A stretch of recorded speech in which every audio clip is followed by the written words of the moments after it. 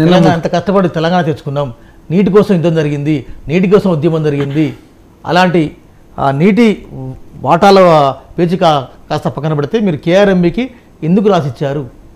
ఇప్పుడు చాలా స్పష్టంగా నిన్న ముఖ్యమంత్రి గారు చెప్పారు కదా, టీఆర్ఎస్ పార్టీ అధికారంలో ఉన్నప్పుడే జరిగిందని చెప్పి చాలా స్పష్టంగా చెప్పిన తర్వాత అసెంబ్లీలో చర్చ చేయడానికి ప్రభుత్వం సిద్ధంగా ఉంది కదా. అసెంబ్లీలో చర్చ చేయడానికి ప్రభుత్వం సిద్ధంగా ఉంది. రేపు ఇంకో 8వ తారీఖు నుంచి అసెంబ్లీ సమావేశాలు స్టార్ట్ అవుతున్నాయి. మీకు టైం కావాలంటే ఎంత టైం కావాలంటే అంత టైం ఇస్తామని చెప్పి చెప్పడం జరిగింది. ఇప్పుడు ఎందుకు వస్తుంది ఈ సమస్య అంటే, తెలంగాణ రాష్ట్రంలో కృష్ణా వాటర్ సంబంధించి 9 ప్రాజెక్టులు ఉన్నాయి, ఆంధ్ర రాష్ట్రం సంబంధించి 6 ప్రాజెక్టులు ఉన్నాయి. ఈ తెలంగాణ రాష్ట్రంలో ఇప్పుడు ఏంటంటే, గతంలో ఈ సంవత్సరం ఏమో వర్షాలు తక్కువ పడడంతో ప్రాజెక్టులలో నీళ్ళు తక్కువ ఉండడంతో ఆ సెంటిమెంట్ని చూపించి పార్లమెంట్ ఎలక్షన్లో ఓట్లు వేయించుకోవాలని ఒక దురుద్దేశంతో బీఆర్ఎస్ పార్టీ కాంగ్రెస్ పార్టీ మేము విమర్శలు చేస్తూ ఉందని చాలా స్పష్టంగా హరీష్ రావు గారు డీటెయిల్ చెప్పారండి. మినిట్స్ లేవు, ఏం లేదు. ఇప్పుడంటే రేవంత్ రెడ్డి గారి యొక్క అంటే డబుల్ స్టాండర్డ్ వర్డ్స్ అన్ని ఓపెన్ గా చెప్పినారు. నిన్న మేము ఆధారాలతో సహా స్పష్టంగా బయటపెట్టినాం కదా గతంలో ఏం జరిగింది.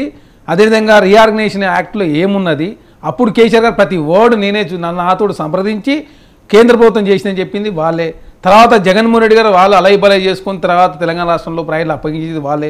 299 టీఎంసీకి ఒప్పుకుంది వాళ్ళే. ఈనాడు తెలంగాణ రాష్ట్రంలో ఎలక్షన్ జరుగుతూ ఉంటే గలాట క్రియేట్ చేసుకుంది వాళ్ళే. కాబట్టి తెలంగాణ రాష్ట్రంలో వాస్తవ విషయాలను కూడా నేను ముఖ్యమంత్రి గారు వివరించారు. దానికి కాంగ్రెస్ పార్టీ కట్టుబడి ఉంది. అదే కాక రేపు అసెంబ్లీలో కూడా చర్చ చేయడానికి ప్రభుత్వం సిద్ధంగా ఉంది. కేంద్రంలో భారతీయ జనతా పార్టీ ఉంది కదా, మేము కేంద్రంలో తెలంగాణలో కాంగ్రెస్ పార్టీ ఉంది కదా, మేము బోమని చెప్తలేము. మేము చాలా స్పష్టంగా కేంద్రంలో 3 సార్లు సంప్రదింపు చేసిన తర్వాత తెలంగాణ శకనం ఢిల్లీలో పెట్టిన అదే జనవరి 26 ఏర్పాటు చేయడం జరిగింది.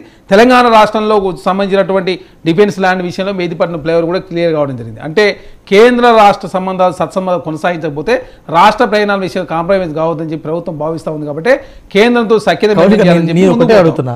10 ఏళ్ళు పరిపాలించింది బీఆర్ఎస్. 10 ఏళ్ళు అరిసి గీ పెట్టినా ఇక్కడ ప్రాజెక్టులు వాళ్ళు ఇవ్వలేదు. మీరు ఎందుకు ఇచ్చారు? ఎవరు ఇచ్చారు? కాంగ్రెస్ పార్టీ ఇచ్చిందా? కేసీఆర్ గారు ఇచ్చారు కదా చాలా స్పష్టంగా. ఎప్పుడు ఇది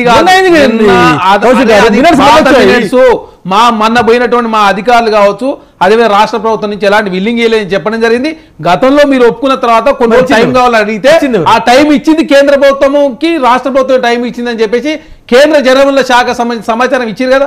గతంలో మీరే ఒప్పుకొని వచ్చి కొన్ని సంవత్సరాల కాలం పాటు పక్కకు పెట్టాడంటే, పక్కకు పెట్టిన తర్వాత టైం అయిపోయిన తర్వాత మళ్ళీ కేంద్ర ప్రభుత్వం లేఖ రాస్తే అప్పుడు రాష్ట్ర ప్రభుత్వం నుంచి అక్కడ వెళ్ళింది తప్ప ఈ రాష్ట్ర ప్రభుత్వం నుంచి బృందమే పోలేదని చెప్పేసి నిన్న మా మంత్రి గారు మాట్లాడారు. ఈ రోజు కూడా ఉత్తమ్ కుమార్ రెడ్డి గారు మాట్లాడారు కదా. ఆనాడు మీరు చూసిరు 2014 నుంచి 2018 వరకు ఇరిగేషన్ శాఖ మంత్రి ఉన్నటువంటి హరీష్ రావు గారు కాళేశ్వరంలో ఏం జరిగినా కూడా వారు స్పందించలేదు.